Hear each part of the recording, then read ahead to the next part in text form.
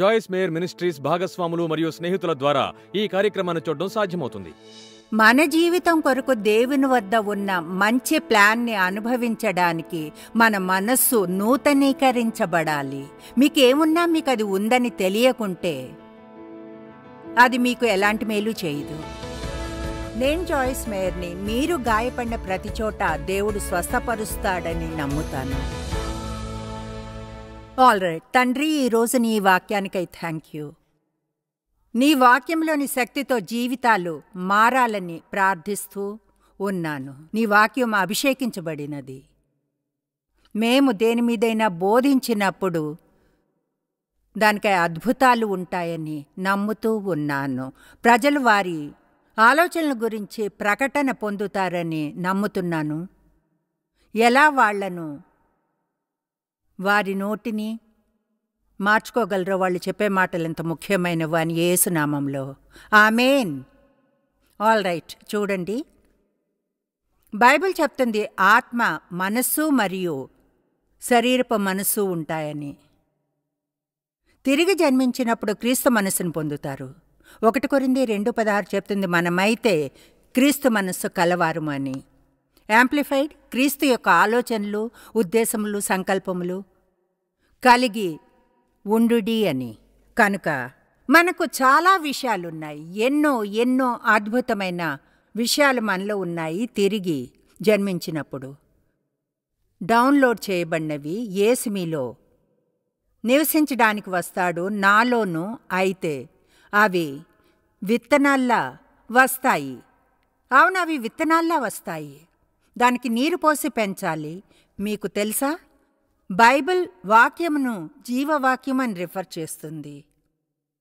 ఆలోచించినప్పుడు ఆశ్చర్యంగా ఉంటుంది. జీవవాక్యము చూడండి, దేవుని వాక్యం మనస్సుని నూతనీకరిస్తుంది. మీకు ఏమున్నా సరే, నాలో ఏమున్నా సరే అది నాకు ఉందని ఒకవేళ తెలియకపోతే, నేను కానీ నిజంగా అదేదో హెడ్ నాలెడ్జ్ కాదు, అది మీదన్న ప్రకటన కలగాలి. అది వాక్యమును స్టడీ చేస్తేనే వస్తుంది. ఈరోజు వాక్యాన్ని వింటున్న దాని నుంచి అయితే సొంతంగా స్టడీ చేయడం ఎంతో ముఖ్యము. చాలామంది బైబిల్ని అర్థం చేసుకోలేము అనుకుంటారు. చూడండి, ఇది అది వేరే ఏదో. అయితే ఇప్పుడు వేర్వేరు అనువాదాలు ఉన్నాయి బైబిల్వి. మీకు అర్థమైంది దొరక్కుంటే అది దానికి సాకు అనేది ఉండకూడదు. ఆన్లైన్లో అన్ని రకాల బైబిల్ స్టడీస్ ఉన్నాయి. బైబిల్ స్టడీస్ని పొందగలరు. చూడండి, వాక్యాన్ని బోధించే వారిని వినండి. వాళ్ళు వాక్యానికి అర్థాన్ని వివరించి చెప్తారు. అయితే ఒక విశ్వాసికి దేవుని వాక్యం కంటే ఎక్కువ ముఖ్యమైనది ఏదీ లేదు. అదేదో మీరు ఇగ్నోర్ చేసేది కాదు. మన జీవితం కొరకు దేవుని వద్ద ఉన్న మంచి ప్లాన్ని అనుభవించడానికి మన మనస్సు నూతనీకరించబడాలి. మీకు ఏమున్నా మీకు అది ఉందని తెలియకుంటే అది మీకు ఎలాంటి మేలు చేయదు. ఎవరికో కోట్ల ఆస్తి వారసత్వంగా ఉండి ఉండవచ్చు. అయితే అది ఉందని తెలియకుంటే బీదరికలో జీవిస్తారు. ఆమేన్. కనుక నమ్మండి. చూడండి, మనం నమ్మగలం అంటే ఎంత అద్భుతమన్న దాని గురించి ఆలోచించా. మీరు దేవునికి థ్యాంక్స్ చెప్పాలి, ఆయన మీకు విశ్వాసాన్ని ఇచ్చినందుకు. తెలుసా ఎంతమంది ఉన్నారో ఏదో ఒక కారణానికై దేవుణ్ణి నమ్మని వారు. ఈ మధ్యనే ఒకరి కథ విన్నాను. వారికి బాల్యంలో ఏవో కొన్ని జరిగినందున దేవుడు లేడు అనుకున్నారు. చూడండి, ఎంతోమంది ప్రజలు వారికి ఏవో జరుగుతాయి, అన్యాయం, అక్రమైనవి వాళ్ళకి అర్థం కాదు కనుక నిర్ణయించుకుంటారు అసలు దేవుడు ఉండే ఛాన్సే లేదు అని. ఉంటే అలా జరిగి ఉండదని. అయితే కరెక్ట్గా మనం ఆ సమయంలోనే అతనికి సహాయం చేయవలసిన అవసరం ఉంది. కష్టాలు లేని జీవితాన్ని దేవుడు వాగ్దానం చేయలేదు. ఇలా అన్నాడు, ధైర్యం తెచ్చుకోండి, నేను లోకమును జయించాను. చెప్పాలంటే ఆయన మనకు శ్రమలలోనూ వాగ్దానం చేశాడు, లోకంలో శ్రమలు కలుగును, ధైర్యం తెచ్చుకోండి, నేను లోకమును జయించాను. కనుక క్రీస్తుని స్వీకరించడానికి ముందు పాపం చేయగలరు. అది మీకు కొంచెం కూడా ఇబ్బంది పెట్టదు. నేను క్రీస్తుని స్వీకరించడానికి ముందు పాపం చేస్తున్నా పట్టించుకోలేదు. అయితే ఒక్కసారి తిరిగి జన్మించితే యుద్ధం మొదలవుతుంది. ఆమేన్. ఆ యుద్ధం ఎవరికైనా తెలుసా? మనము దేవుని సైన్యములో సైనికులం. మా యుద్ధోపకరణములు శరీర సంబంధమైనవి కావుగాని దేవుని ఎదుట దుర్గములను పడద్రోయజాలినంత బలము కలవయ్యున్నవి. అడ్డగించు ప్రతి ఆలోచన పడద్రోయగలిగినవి. మనం చేయవలసిన అతిపెద్ద పని దేవుడు ఆలోచించినట్లుగా ఎలా ఆలోచించాలి అన్నది నేర్చుకోవడమే. దేవుని వాక్యాన్ని తెలుసుకునే చేయగలం. అది ఇలా అనుకోవడం తప్పే. నేను ఆలోచించేదానికి ఏమీ చేయలేను. మీరేమీ చేయలేకపోతే ఎవరు ఏమీ చేయలేరు. తప్పు ఆలోచనలు తీసివేయమని బైబిల్ చెప్పినప్పుడు దాని అర్థం దేవుని వాక్యము ప్రకారంగా కాందేదో మీరు ఆలోచిస్తున్నారని పరిశుద్ధాత్మ తెలిపినప్పుడు బదులుగా మీరు మంచి ఆలోచన చేయండి. ఆమేన్. అత్యంత ప్రభావం చూపేది ఏమిటని తెలుసుకున్నాను అంటే, ఒకటి ఆలోచించి మరొకటి చెప్పలేరు. అందుకే వాక్యమును చెప్పడం ఎంతో ముఖ్యం. ఎందుకంటే వాక్యం తెలిసి ఉంటే, బైబిల్ చెప్తుంది, నా వాక్కు ఎవనుకుండునో వాడు సత్యమును బట్టి నా మాట చెప్పవలను. ఓకే, అందుకే దేవుడు నన్ను షరతులు లేకుండా ప్రేమిస్తున్నాడు అని నమ్మడానికి నాకెంతో కష్టంగా ఉండేది. ఎందుకంటే నన్ను ప్రేమిస్తున్నానని చెప్పిన వారందరూ నన్ను గాయపరిచారు. కనుక నేను ఒక పాయింట్కి వచ్చి తెలుసుకున్నాను. నాకు తెలిసింది దేవుడు నన్ను ప్రేమిస్తున్నాడని. అయితే ఇంకా ఇక్కడికి చేరుకోలేదు. ఒకసారి దాన్ని మీరు పట్టుకుంటే చెప్తున్నాను, మీ సమస్యలెన్నో తీరిపోతాయి. ఎందుకంటే మీకు కష్టం ఉన్నా దేవుడు ఇంకా ప్రేమిస్తున్నాడని తెలుసు. ఆయన ప్రేమను ప్రశ్నించరు. కనుక 1 ఏడాది ఒప్పుకోవాల్సి వచ్చింది. దేవుడు షరతులు లేకుండా ప్రేమిస్తున్నాడని కొన్నిసార్లు వెళ్ళి అద్దంలో చూసుకుని అనేదాన్ని. దేవుడు ప్రేమిస్తున్నాడు, నిన్ను ప్రేమిస్తున్నాడు. నా గురించి నేను చెత్తగా ఆలోచించినప్పుడు నాకిప్పుడు బాగా తెలుసు నేను అలా ఆలోచించకూడదని. కనుక దాని గురించి నేరంగా భావించడానికి బదులుగా తప్పు ఆలోచనలు చేస్తున్నప్పుడు ఇలా అనండి, అంత లేదు. పైకి గట్టిగా చెప్పండి, అపవాదికి తిరిగి జవాబు ఇవ్వండి. పైకి గట్టిగా ఇలా అనండి, లేదు నేనది ఆలోచించను, దేవుడు నన్ను ప్రేమిస్తున్నాడు, దేవునితో నీతిగా చేయబడ్డానన్న అదే స్థితిలో ఉన్నాను నమ్మడం విషయంలో. 2 కొరింథీ 5:21 చెప్తుంది, మనం ఆయన యందు దేవుని నీతి అగునట్లు పాపమెరుగుని ఆయన్ను మన కోసము పాపముగా చేసెను. చూడండి, నేను నా 50 ఏళ్ల వరకు 40 ఏళ్లు దాటిన బండెడు నీరాభావాన్ని మోస్తూ ఉన్నాను. నా తండ్రి చేత అబ్యూస్ చేయబడినందున ఎప్పుడూ లోపం నాలోనే ఉంది అని నేను ఫీల్ అవుతూ ఉన్నాను.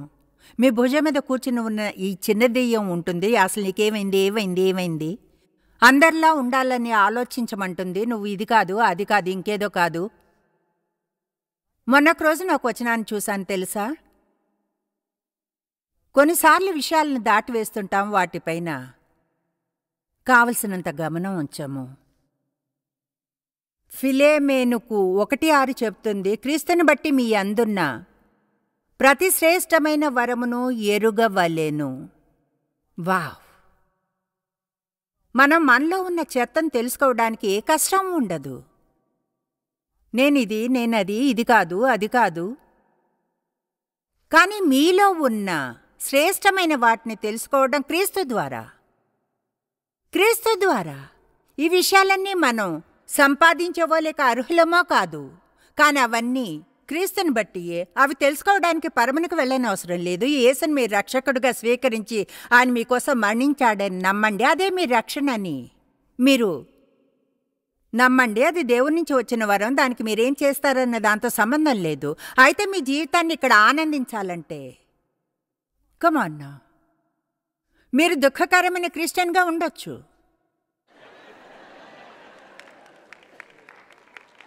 లేదా సంతోషంగా, శాంతంగా, ఆనందంగా ఫలించే క్రిస్టియన్గా ఉండగలరు.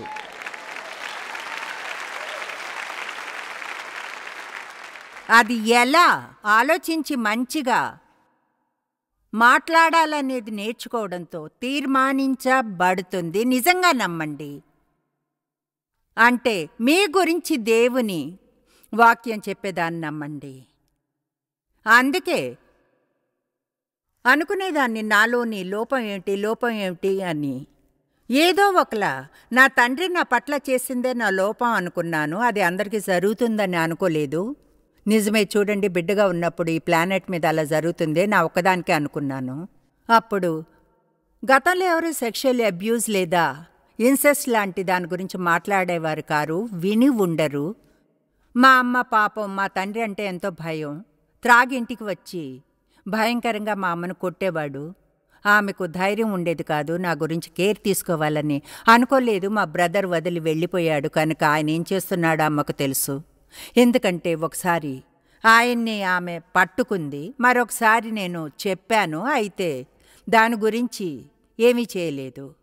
మా తండ్రి నన్ను అబ్యూస్ చేశారు, నా తల్లిని వదిలివేశాడు. అందుకే నాలోనే ఏదో లోపం ఉందని అనుకునేదాన్ని.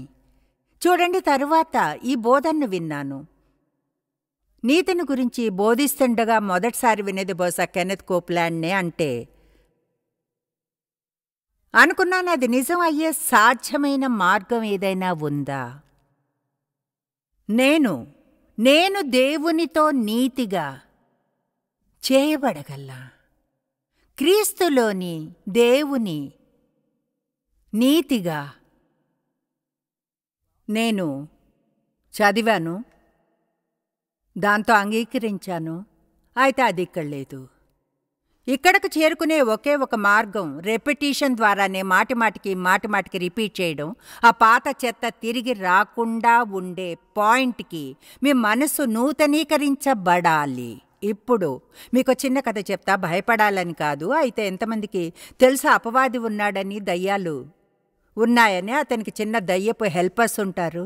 దేవునికి సహాయం చేయడానికి దూతలు ఉన్నట్లుగా అపవాది దెయ్యాలు ఉన్నాయి. చూడండి, దేవుడు నేను ఆయనతో నీతిగా చేయబడిన విషయం బోధించుతుండగా ఇంకా దాన్ని పూర్తిగా నమ్మలేదు. ఒక ఉదయం కిచెన్ టేబుల్ దగ్గర కూర్చుని బేబీని ఫీడ్ చేస్తున్నా. ఇప్పుడు అతనికి 42 ఏళ్ళు. అంతకాలమైంది ఇది జరిగి.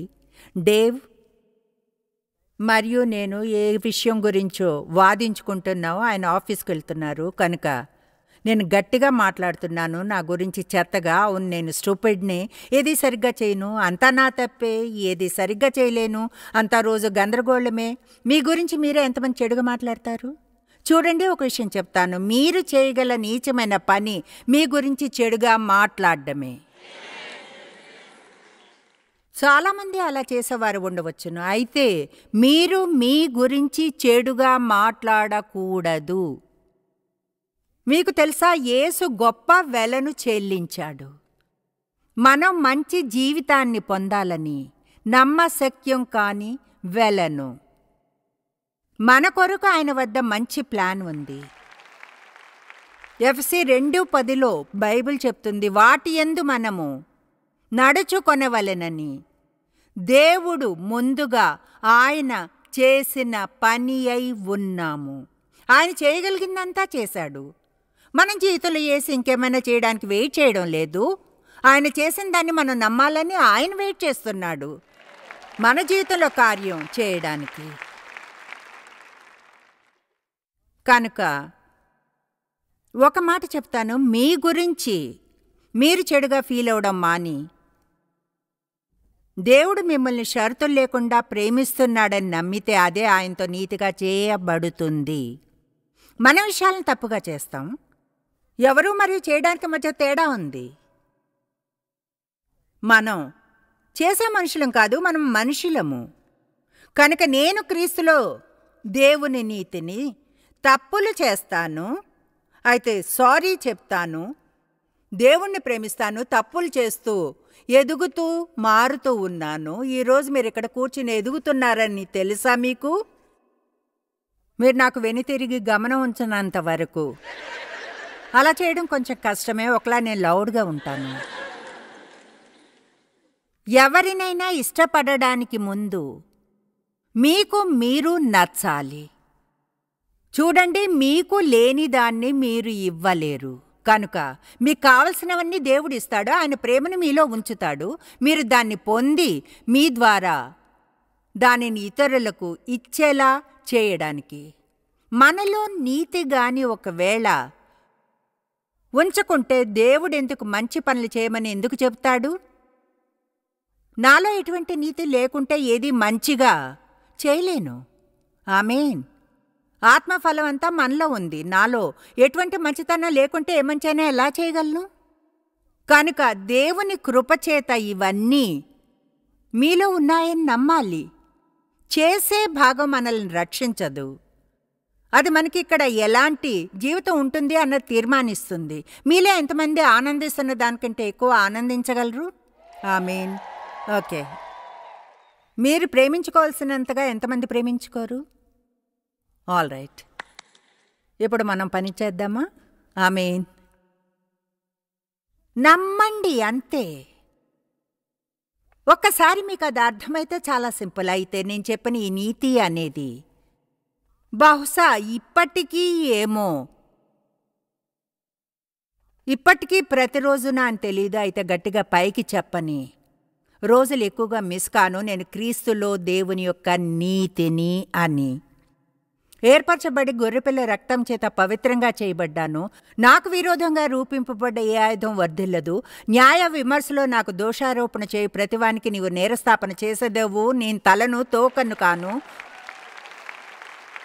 అంటే రోజులో ఓ 3-4 నిమిషాలు 2 సార్లు వాక్యమును ఒప్పుకుంటే త్వరలో మీరిలా అనుకుంటారు, ఏమన్నా తెలుసా, నేనది నమ్ముతాను. ఇప్పుడు ఎవరో మీకు అది బోధించగా వినడం లేదు, గ్రంథం నుండి చదవడం లేదు. కానీ అదెలా అంటే, అవును, నేను దేవునితో నీతిగా చేయబడ్డాను. ఎప్పుడూ గిల్టీగా ఫీల్ కానవసరం లేదు. పాపం చేసినప్పుడు పశ్చాత్తాపడండి, దేవుడు క్షమిస్తాడు. తర్వాత మీ పని చూసుకోండి. యెషయాలో బహుశా 43:25లో చెబుతుంది, దేవుడు ఆయన కోసమే మనల్ని క్షమిస్తాడు. నాకు అది ఇష్టం. అది ఆయన కోసమే చేస్తాడు. అందుకనే ఇతరులను క్షమించాలంటాడు, మన కోసం, తప్పనిసరిగా వారి కోసం కాదు. వారిని మీరు క్షమించినా లేకున్నా కేర్ చేయరు. అయితే మీకోసం వారిని క్షమించండి, ఎందుకంటే మీరు ఆ బరువును మోసుకుని వెళ్ళకూడదని దేవుడు అంటాడు, జీవితాన్ని గందరగోళం చేసుకుంటూ. ఎందుకంటే ఎవరో మీకు చేసిన దానివలన వారిపై కోపంగా ఉన్నందున.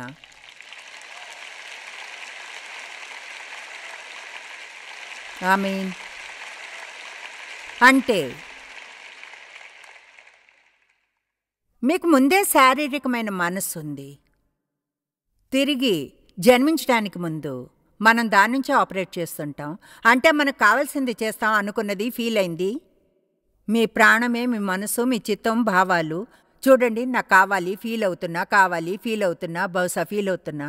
ఎలా ఫీల్ అవుతున్నామో అందరికీ చెప్తుంటాం. ఏం కావాలో, ఏమనుకుంటామో అనుకుంటాం. మనకేం కావాలి, ఏమనుకుంటాము. అయితే అందులో ఏదో దేవుని గురించి చెప్పదు. మనము తిరిగి జన్మించినప్పుడు ఈ ఆత్మికమైన మనసు వస్తుంది. అయితే అది నూతనీకరించబడాలి. దాన్ని మేలు కొలిపి బ్రతికించి దేవుని వాక్యముతో క్రమంగా పోషించాలి. కనుక ఇప్పుడు మీకు ఈ క్రీస్తు మనసు వచ్చినప్పుడు ఈ నూతన ఆత్మ వస్తుంది. దేవుని ఆత్మ మీలో ఉంటుంది. పాపం చేసే విషయంలో అనీజీగా ఉంటారు. మీలో ఏదో చిన్నది ఉంది, అది మిమ్మల్ని మాటిమాటికి కుడుతుంది. అదెలా అంటే మీకు అసలు తెలీదు. మీకెందుకు అదెలా అంటే, చూడండి, మనసులో భారంగా ఉంది, కృంగిపోయినా, నా జాబ్ పోయింది, నాకు శాంతే లేదు, నిరాశగా ఉన్నాను. సగం సమయం మనం గుర్తించం కూడా. అదంతా కూడా మీకు తెలుసా, మీ మాట్లాడే తీరులో మిమ్మల్ని మీరు దుఃఖకరంగా చేసుకోగలరని. వెళ్ళి ఎవరితో అయినా మంచి గాసిప్ సెషన్ పెట్టుకుని తర్వాత చూడండి ఎలా ఫీల్ అవుతారో. మనం అలా చేసి మంచిగా ఫీల్ అవ్వలేం. ప్రజల గురించి మంచి విషయాలు చెప్పినప్పుడు మంచిగా ఫీల్ అవుతాం. చెడు విషయాలు చెప్తే విత్తిందే కోస్తారు. ఆమేన్. కనుక యాంప్లిఫైడ్ రోమా 8:6లో చెప్తుంది, శరీరానుసారమైన మనస్సు దేవునికి విరోధమై ఉన్నది. ఇప్పుడు మనకెలాంటి సెన్స్ ఉండకూడదని ఆశించడు, లేదా ఎన్నడూ దేన్ని వివేచించకూడదని, మనం వివేచనలో ఉండకూడదు అనుకుంటాడు. మన శారీరకమైన ఐహికమైన దానిలో. యాకోబులో వాక్యం చేసేవాని గురించి చెప్తాడు. ఆయన చెప్పాడు, మీరు వాక్యముని కేవలం విని చేయకుంటే వివేచన చేత మోసపోతారు, అది సత్యమునకు విరుద్ధము అని. ఒకేసారి మీకు ఎన్నో విషయాలు చెప్తున్నా, అయితే ఎక్కువగా వివేచన మీద ఈరోజు ఫోకస్ చేస్తాను. ఎందుకంటే ఆ వివేచనే మనల్ని ఎంతో కష్టంలో పడవేస్తుంది. కనుక డ్రెస్ పైన ఇక్కడ ఎందుకు ఉందో చెప్తాను, తర్వాత వేదిక మీద నుంచి తీసివేద్దాం. ఆశ్చర్యపోతే వెళ్ళేలా దేని గురించి చెప్తున్నానో అర్థం చేసుకోవడానికి సహాయపడుతుంది. ఎన్నో ఏళ్ళు మాకు వాలంటీర్గా ఉన్న ఒక అమ్మాయి ఉంది. ఈ కథను చాలామంది వినే ఉంటారు, చూసారు. అయితే మళ్ళీ సహించండి. ఆమేన్. ఎంతమంది దీన్ని వినలేదు? ఆల్ రైట్, అప్పటి గురించి చెప్తున్నాను. ఓకే, పెన్నీ వింది, ఎన్నిసార్లు తెలీదు. ఆ మంది చెప్పిన ప్రతిసారి నచ్చుతుంది. సరే, ఆ అమ్మాయి పేరు రూతాన్. ఒక ఉదయం ఆ సిటీలో ఆమె వాలంటీర్గా ఉన్న చోట వీక్లీ మీటింగ్కి రెడీ అవుతున్నాను. సరే, నేను బీర్వా దగ్గర ఉన్నాను, డ్రెస్ చేసుకుంటూ రూతాన్ కోసం ప్రార్థిస్తున్నా. ఓ దేవా, రూతాన్ని బ్లెస్ చెయ్యి, ఆమె మంచి వాలంటీర్. రూతాన్ కోసం ఏం చేయగలను? లేడీస్ బీర్వా దగ్గరుండి ఎవరి కోసం ప్రార్థన చేయకండి. మీకు నచ్చిన డ్రెస్ని వదిలించుకోవాలనుకోకపోతే. ఆమేన్. సరే, నేను ఈ డ్రెస్ను కొన్నాను. ఇప్పుడు ఇది 40 ఏళ్ల పాతది. ఈ డ్రెస్ను కొన్నాను. అసలైతే ఒక సైజు పెద్దదే, అక్కడ ఒక్కటే ఉంది వారి వద్ద. నాకు బాగా నచ్చింది ఇది. అది కాక ఇది ఫుల్ స్కర్ట్. చెప్పాలంటే అంత పెద్దగా ఉందని చెప్పలేను. దాని మీద ఒక ప్లాస్టిక్ బ్యాగ్ ఉంది. ఒక జత సిల్వర్ రెడ్ చెవిదిద్దులు కొన్న డ్రెస్కి బాగా మ్యాచ్ అవుతాయి. అవి బహుశా నా దగ్గర ఒక 7 లేదా 6 వారాల నుంచి ఉన్నాయి. అవి అక్కడ ప్లాస్టిక్ బ్యాగ్లోనే బీర్వాలో ఉన్నాయి, డ్రాయర్లోనే ఉన్నాయి అవి. సరే, రూతాన్ కోసం ఏం చేయాలని దేవుణ్ణి అడిగినప్పుడు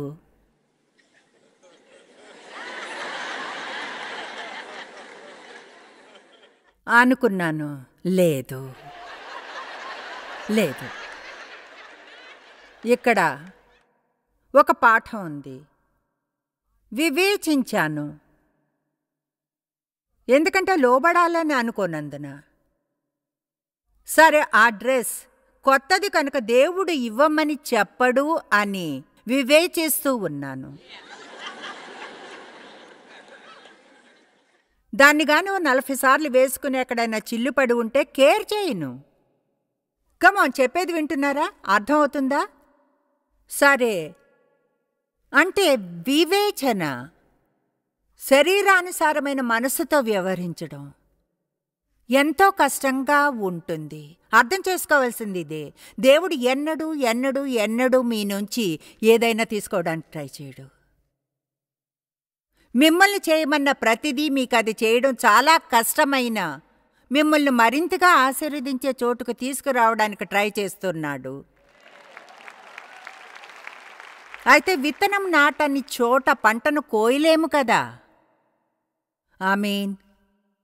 అందుకని అంత త్వరగా అనుకున్నాను, అది దేవుడై ఉండడు. డ్రెస్ కొత్తది, ఇంకా వేసుకోనే లేదు. సరే, నా పని మీద వెళ్ళిపోయా. డ్రెస్ను గురించి మర్చిపోయాను. ఒక నెల తర్వాత మళ్ళీ అదే బీరువా ముందున్నాను. రూతాన్ కోసం ప్రార్థిస్తున్నా.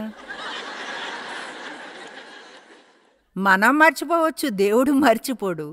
ఒక విషయాన్ని దేవుడు చెప్తూ ఉంటే మీకు నచ్చదా? ఒకే విషయాన్ని దేవుడు నాతో మాట్లాడుతున్నాడని చెప్పగలిగే ఒక మార్గం అదే. నేను దాన్ని మళ్ళీ వింటూనే ఉంటాను. మళ్ళీ దేవునికి స్తుతులే. అది 100 సార్లు కానవసరం లేదు, 4-5 సార్లు. సరే, రూతాన్ కొరకు బీరువా వద్ద ప్రార్థిస్తున్నాను. బీరువా వద్ద ప్రార్థన మంచిది కాదు. ఇప్పుడు నా దగ్గర వాక్ ఇన్ క్లోజెట్ ఉంది, ఏదో చిన్న బీరువా కాదు. నేను ఓ దేవా, రూతాన్ని ఆశీర్వదించి, ఆమె ఎంతో మంచిది, ఎంతో కాలంగా వాలంటీర్గా ఉంది.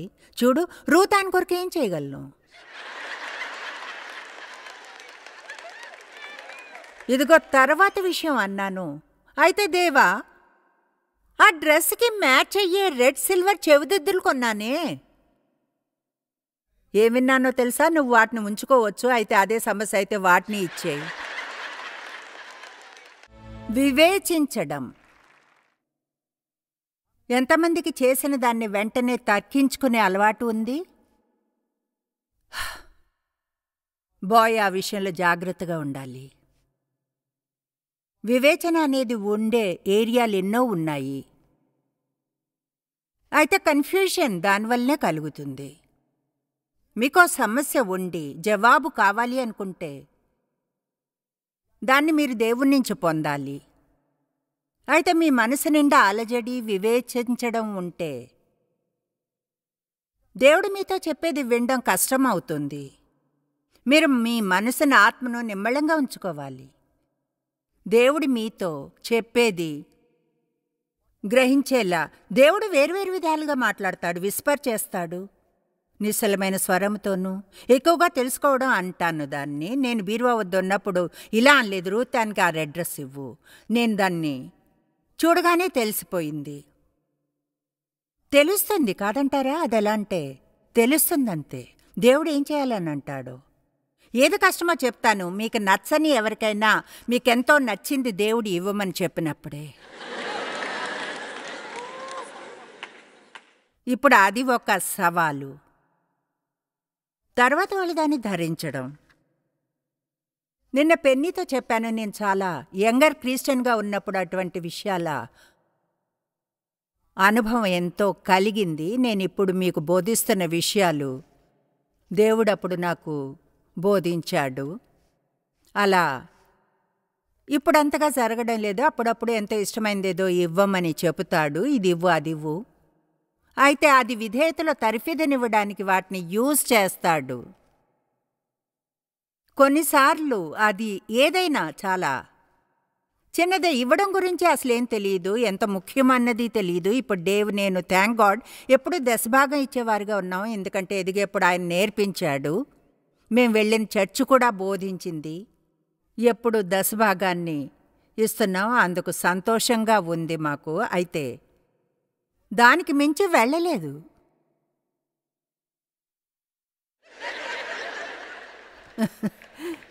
అయితే ఇప్పుడు చాలామంది అంటారు అలా చేయడం అనేది క్రొత్త నిబంధనలోని భాగం కాదు, అది క్రొత్త నిబంధన భాగం కాదు. దాని గురించి మీతో వాదించను. అయితే సింపుల్గా చెప్తాను. ధారాళంగా ఉండమని యేసు చెప్పాడు. ఇవ్వడం గురించి చెప్పాలంటే ధారాళం అనే పదాన్ని స్టడీ చేయడం మొదలుపెట్టి అదేమిటో చూడండి. ధారాళంగా ఉంటే దశభాగాన్ని మించి వెళ్తారు. నాకు అనిపిస్తుంది నియమం క్రింద 10% ఇవ్వగలిగితే కృపచేత మనం ఏం చేయాలి?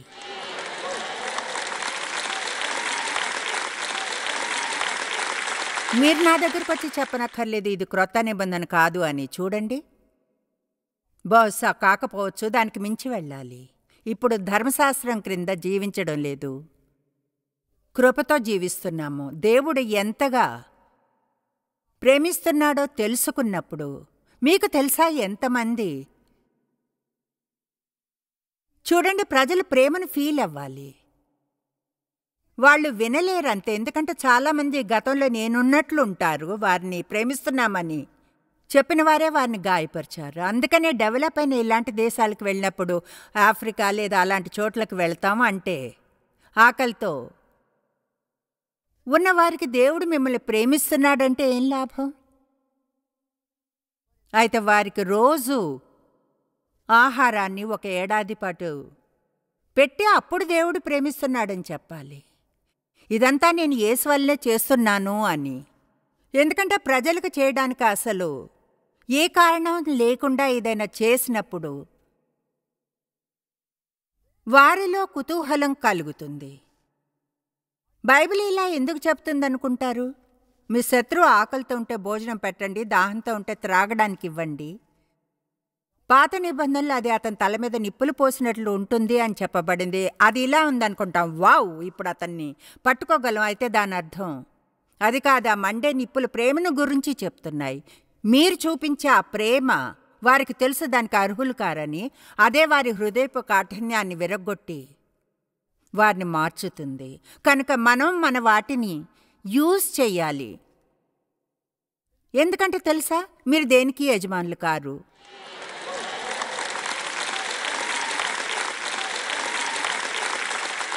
మన సొంతమంటూ ఏమీ ఉండదు. ఏది నాది కాదు.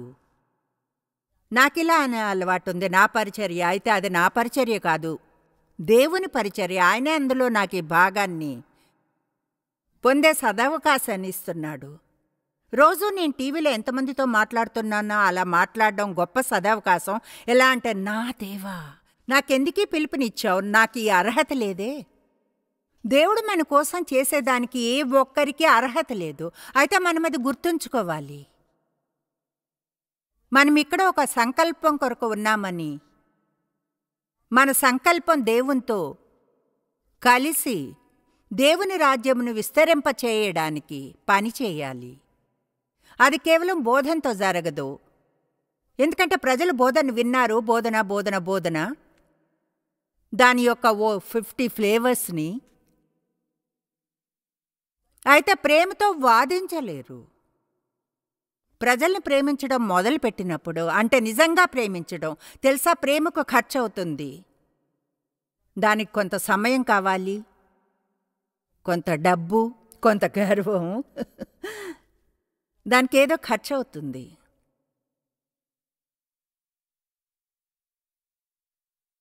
కనుక దేవుడు ఆ రెడ్ డ్రెస్ లాంటివి యూజ్ చేస్తాడు, లేదా ఆ బ్రేస్లెట్ని విధేయతలో తర్ఫీదునివ్వడానికి యూజ్ చేస్తాడు. మీలో ఎవరికైనా అటువంటివి జరిగాయా? 12 మందికి మంచిది. వేరే ఎవరికైనా అటువంటి విషయాలు జరిగాయా? చూడండి, అలా ఎన్నడూ జరగకుంటే దాని అర్థం మీరు ఆత్మలో మూగగా ఉన్నందునే. మీరేమీ చూడండి, మీకు చెవులుండాలని ప్రార్థించాలి, ఆత్మ చెప్పేది వినడానికి. కనుక దేవుడు నాకు ఇది బోధించడం మొదలుపెట్టినప్పుడు, మొదటిసారి నాకు గుర్తుంది, ఎవరికో 100 రూపాయలు ఇవ్వమని చెప్పినట్లు. నాకు 100 ఇవ్వాలనిపించలేదు. దశభాగం ఇచ్చాను, అది చాలు. ఈరోజు మిమ్మల్ని బాగా పట్టుకుంటాను. వచ్చే వారం మీరే చూస్తారు. వెయిట్ చేసి చూడండి, వచ్చే వారం ఏమవుతుందో. కనుక ఇప్పుడు, దేవా, నిజంగా నన్ను నువ్వు అలా చేయమంటున్నావా? అంటే నిజంగా అది నువ్వేనా? కమోన్, 100 రూపాయలకి 4 ధృవీకరణలు కావాలి. దేవా, నిజంగా నువ్వు అలా చేయమంటే చేస్తాను. తర్వాత నాకు ఈ ఆలోచన వచ్చింది, ఒకవేళ అది నేను కాకున్నా ఎవరినైనా బ్లెస్ చేస్తే నీ మీద కోపం తెచ్చుకొని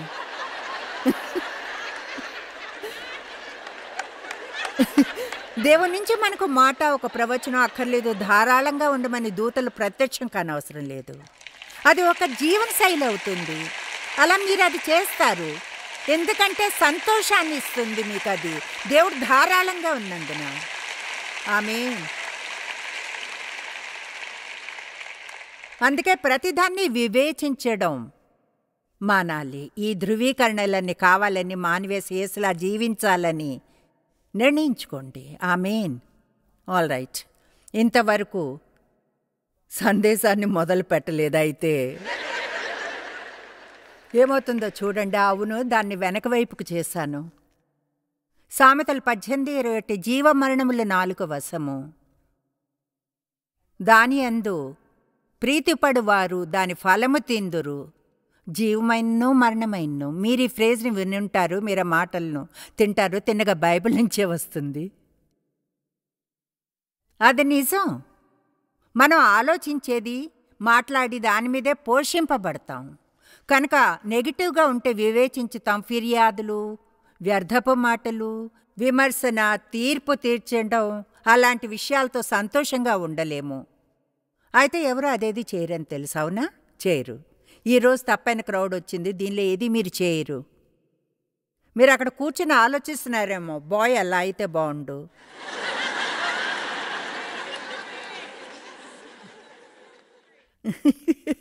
మీరు ఇక్కడికి వచ్చిన తర్వాత అలా ఎవరు అనుకున్నారు? చూసారా, అక్కడ చూడండి. ఏమిటో గెస్ చేయండి. మీరు ఇక్కడున్నారు.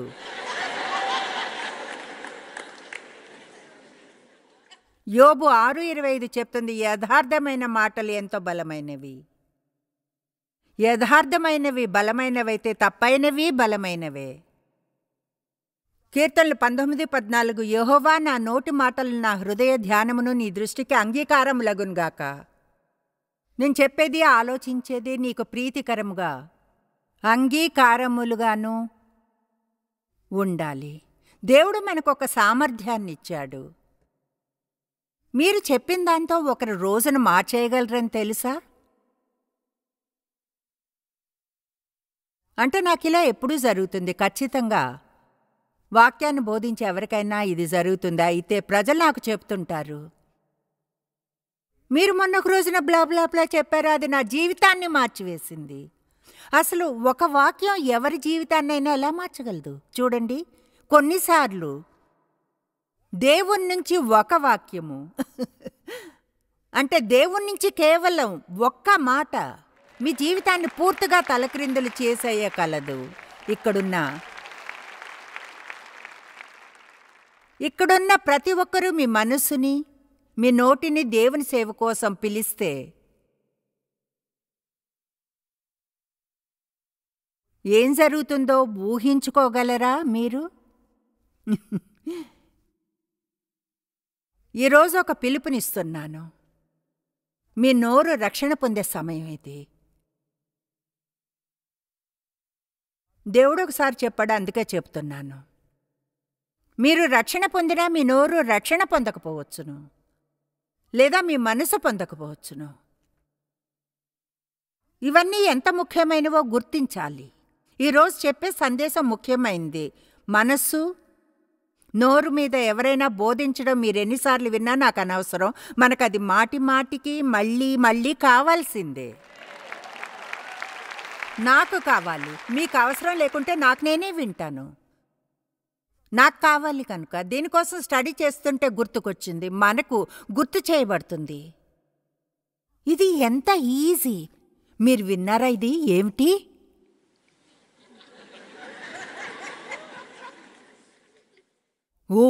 అందరి గురించి ఏం చెప్తారో వినాలనుకుంటాం.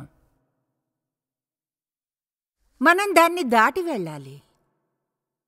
ఒకసారి ఎవరో ఫోన్ చేసి తెలిసిన మరొక పరిచర్యను గురించి వాళ్ళు నాకు చెప్పడం మొదలుపెట్టారు. నేనన్నా, నేనది నమ్మనంతే. ఆమె నాకు తెలుసు, నేనది నమ్మను. చూడండి, ఎంతో నమ్మకమైన వారు చెప్పారు, ఎవరు చెప్పినా నాకు అనవసరం, నమ్మను. సరే, వెంటనే ఫోన్ చేసి అడిగాను, నేను విన్నది ఇది, నీవది చేసావా? అవును, ఆమె చేయలేదు కనుక. చెప్పిన వ్యక్తికి తిరిగి ఫోన్ చేసి చెప్పా, ఆమెకు ఫోన్ చేశాను, అది నిజం కాదు, మీకు చెప్పిన వారికి ఫోన్ చేయాలి. చూడండి, అది అలానే ఉంటుంది. ఫలానా ఫలానా వారు చెప్పారు, నేను ఫలానా వారికి ఫలానా. ఒకసారి సడన్గా ఎవరి గౌరవమో పాడవుతుంది. అది అసలు నిజం కూడా కాదు. మీరు ఫేస్బుక్లో చూసిన ప్రతిదాన్ని నమ్మకూడదు.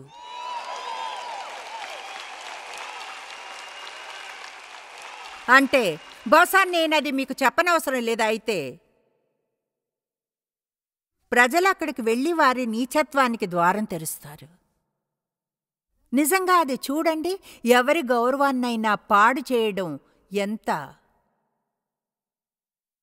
ఘోరమైన విషయమో. ఏవో విషయాలు చెప్పి అసలు అవి నిజం కాని వాటిని చెప్పి, అంటే చూడండి, కనీసంగా నిజం కావు. ఇది వినండి, యెషయా 54:4. అలసిన వాణ్ణి మాటల చేత ఊరడించు జ్ఞానము నాకు కలుగునట్లు శిష్యునికి తగిన నోరు యెహోవా నాకు దయచేసి ఉన్నాడు. శిష్యులు వినున్నట్లుగా నేను వినుటకై ఆయన ప్రతి ఉదయంన నాకు వినుబుద్ధి పుట్టించుచున్నాడు. అంటే దేవుడు అలసిపోయిన వారికి ప్రోత్సాహాన్నిచ్చే సామర్థ్యాన్ని మనకు ఇచ్చాడు అని చెప్తున్నాడు. లోకంలో ప్రజలు దేని నుంచి వెళ్తున్నారో మీకు తెలుసా? ముఖ్యంగా క్రీస్తు ఎవరో తెలియని వారు. తెలిసిన చాలామంది వాళ్లకు తెలియనందున ఎంతోమంది పరమునకు వెళ్తారు ఎవరైతే ఇక్కడ ఉండగా అసలు సంతోషం అంటే తెలియని వారు. ఎందుకంటే ఎన్నడూ దేవుని వాక్యాన్ని వాళ్ళు నేర్చుకోలేదు. ఒకవేళ ఇక్కడున్న వారంతా ఈరోజు కేవలం ఇక్కడ ఉన్న మీరంతా ఒక కమిట్మెంట్ చేసుకుంటే, అవును నిజమే చూడండి ఓడిపోతాం, పర్వాలేదు అయినా మీరు సరైన మార్గంలో వెళ్తున్నంత వరకు దాన్ని ఉంచుకోండి, కొత్త అలవాట్లు చేసుకుంటారు. ఆమేన్. చెడు అలవాట్లను బ్రేక్ చేసేది వాటితో పోరాడి కాదు, మంచి పని చేసి చేయగలరు. సరైన దాన్ని అది మళ్ళీ మళ్ళీ మళ్ళీ మళ్ళీ చేసి అప్పుడు త్వరలో చెడు అలవాటుకు చోటే ఉండదు. మీకు ప్రజలకు తీర్పు తీర్చే నైజం ఉంటే మీతో ఇలా అనడం మొదలు పెట్టండి. ఎవరికైనా తీర్పు తీర్చడం తెలిస్తే గట్టిగా చెప్పండి, జాయ్స్ అది నీకు అనవసరం.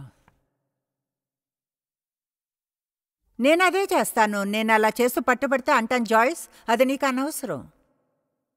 డేవ్ నేను ఒక యవ్వనిస్తున్న పక్కెట్లో ఉంటాం. ఆయనకి పెద్ద సొంత ఇల్లు ఉంది, అందులో ఒక్కడే ఉంటాడు. ఆయన పేరు కూడా మాకు తెలియదు. ఒకరోజున సబ్ డివిజన్ని వదిలి వెళ్తున్నాం. ఆయనకు అంత పెద్ద ఇల్లు ఎందుకని మాట్లాడుకుంటున్నాం. డేవన్నారు బహుశా పెట్టుబడేమో, కానీ డబ్బుని ఇన్వెస్ట్ చేయడానికి వేరే చాలా ఉన్నాయిగా. ఆయన చూడండి మేము ఆ వ్యక్తి ఆర్థిక భవిష్యత్తుని గురించి చర్చిస్తున్నా, ఆయన పేరు కూడా తెలియకుండా.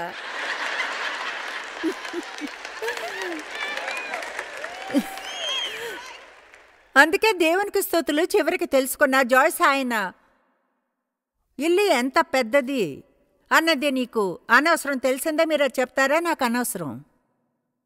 ఎంతమందికి ఇతరుల విషయాల్లో తలదూర్చకుండా మీ పనులే మేనేజ్ చేసుకోవాల్సినవి చాలా ఉన్నాయని తెలుసు? మనం ఎంత సంతోషంగా ఉన్నా ఇతరుల విషయాలకు దూరంగా ఉంటాము. మనకు తెలుసా అనుకునే దానిలో తెలియంది ఎంత ఉంది చూడండి. అది మన సమస్యలేని భాగం, గర్వం. బహుశా నాకేం తెలీదో నాకు తెలుసు.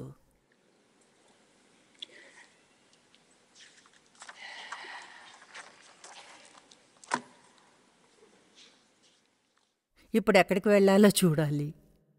రోమా 12:3 తన్ను తాను ఎంచుకొన తగిన దానికంటే ఎక్కువగా ఎంచుకొనక తన ముఖ్యత్వం గురించి అతిశయింపచేసే అభిప్రాయాన్ని ఉంచుకోకుండా దేవుడు ఒక్కొక్కరికి విభజించి ఇచ్చిన విశ్వాస పరిమాణ ప్రకారము తాను స్వబుద్ధి గలవాడగుటకై తగిన రీతిగా తన్ను ఎంచుకొనవలనని నాకు అనుగ్రహింపబడిన కృపను బట్టి మీలో ఉన్న ప్రతివానితోనూ చెప్పుచున్నాను. ముందుగా మన గురించి మనం తగిన దానికంటే ఎక్కువగా ఆలోచిస్తే ఎవరిని గురించో తక్కువగా అనుకుంటాం. ఎప్పుడూ జరిగేది అదే. నేను ముఖ్యమని అనుకుంటే వేరే ఒకరు ముఖ్యం కాకుండా అవుతారు. కనుక ఈ వచనం ఏం చెప్పడానికి ట్రై చేస్తుందంటే మీరు ఏం చేయగలరో మీరు అది దేవుడు మీకు అది చేసే సామర్థ్యాన్ని ఇస్తున్నాడు. కనుక నటాలి అనుకున్నంత బాగా పాడుతుంది, ఎందుకంటే ఒకరోజు నిల్చున్నందే నేను పాడతాను. దేవుడు ఆమెకు ఆ వరాన్ని ఇచ్చాడు. దానికి ఆమె పదని పెట్టి వర్క్ చేసి తన వంతెన చేసింది. అయితే దేవుడు ఆ వరాన్ని ఇచ్చాడు, ఆమెకు ఆ స్వరాన్ని ఇచ్చాడు. ఆయన నాకు అది ఇవ్వలేదు. నాకు ఈ స్వరం ఉంది. నేను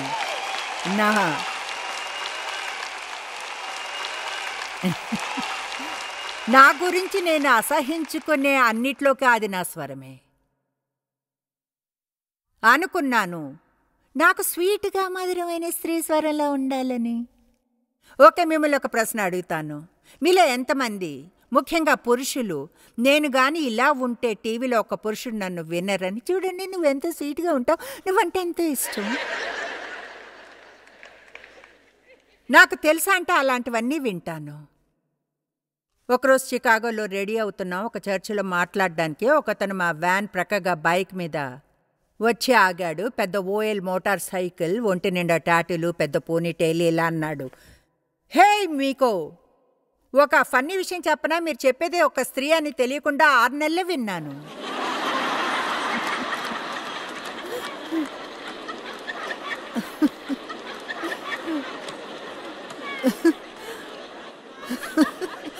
అలాంటి విషయాలు ఇబ్బందిగా ఉండేవి. అయితే క్రీస్తులో మీరెవరో ఒక్కసారి తెలిస్తే కమాన్,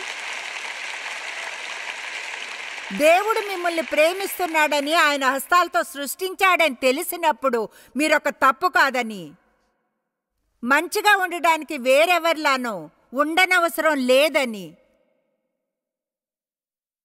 దేవుడు అందరికీ వేర్వేరు వరాలు ఇచ్చాడు.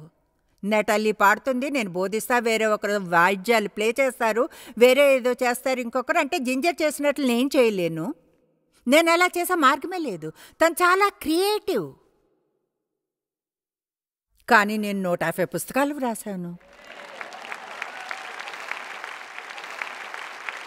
దాని గురించిన ఫన్నీ విషయం ఏమిటంటే, నాకు వ్రాయడంలో వరం ఉందని మా టీచర్స్ గుర్తించారు.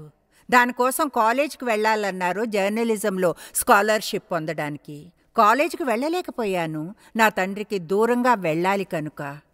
కాబట్టి నాకు ఏ డిగ్రీ లేదు, కానీ పుస్తకాలు వ్రాసాను.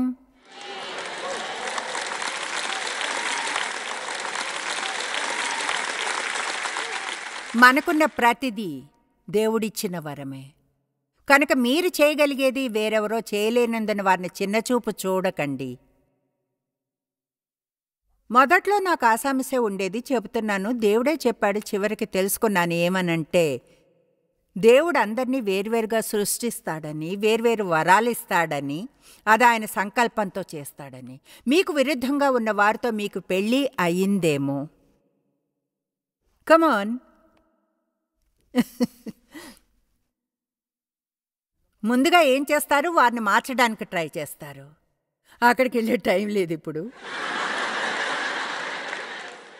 అయితే దేవుని అడిగేదాన్ని, మీరు అసలు అలా ఎలా ఉండగలరు అంటే, అలా ఎలా ఉంటారు? నాకు ప్రతిదీ మ్యాచింగ్ కావాలి, డేవ్కి ప్రతిదీ విడివిడిగా ఉండాలి. ఆయన ఆఫీస్ చూడాలి, అదెలా అంటే, ఇక్కడ ఒక స్నో పిక్చర్, మరొక సన్షైన్, అక్కడ హైన్స్ ఫీట్ గోడ మీద హ్యాంగ్ చేసి ఉంచేవారు, చివరికి ఎలాగో వదిలించుకున్నారు. అయితే నాకు అన్ని మ్యాచింగ్ కావాలి. అవును, నాలో ఎలాంటి లోపం లేదు, ఆయనలోనూ లేదు, వేరుగా ఉంటాం. ఇద్దరం వారి వారి తేడాలను అంగీకరించగలిగి వాటిని అభినందించగలిగితే. నేను గతంలో పాడడం వస్తే బాగుండు అనుకునేదాన్ని. అనుకున్నా, ఓ నేను బోధిస్తూ పాడగలిగితే ఎంత బాగుంటుంది. మ్యాన్ తర్వాత బయటకు వచ్చి కొన్ని పాటలు పాడి, తర్వాత బోధించి, తర్వాత మరొక పాట పాడగలిగితే అదెంత గొప్పగా ఉంటుందో. దేవుడు ఏం చెప్పాడో తెలుసా? ఏమనంటే, చూడు, నెటాలీకి నేను ఆ వరాన్ని ఇచ్చాను, అది ఆమె కోసం ఇవ్వలేదు, అది మన కొరకు. ఇతరులకు దేవుడు వారి వరాలను మనం ఎంజాయ్ చేయడానికి ఇస్తాడో, అసూయపడ్డానికి కాదు.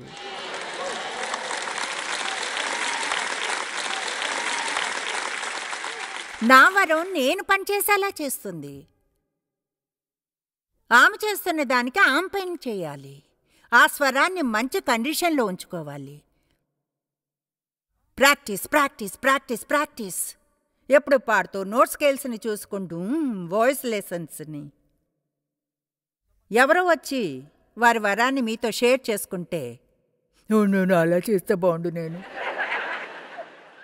జాయిస్ లాంటి పరిచర్య నాకుంటే బాగుండు, లేదు ఉండదు. మాకు చేయాలి అనిపించని ఎన్నో విషయాలుంటాయి. దాన్ని పొందడానికి చేయవలసినవి. నిల్చోవాలంటే పడకుండా జాగ్రత్తగా ఉండండి. తన్ను తాను ఎంచుకొని తగిన దానికంటే ఎక్కువగా ఎంచుకొనుకుడి.